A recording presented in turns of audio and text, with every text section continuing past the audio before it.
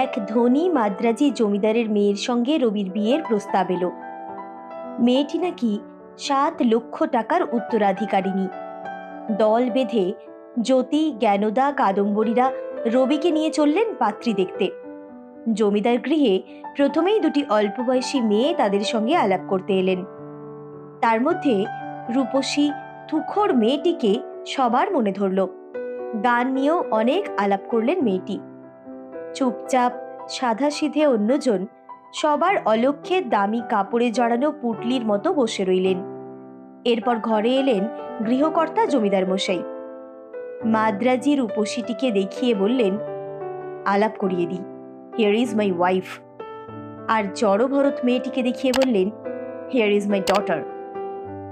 অতিথিরা কোনো রকমে ওর সঙ্গে চোখাচোখি করে ভদ্রতা বজায় রাখলেন আর বাড়ি ফিরে হাসিতে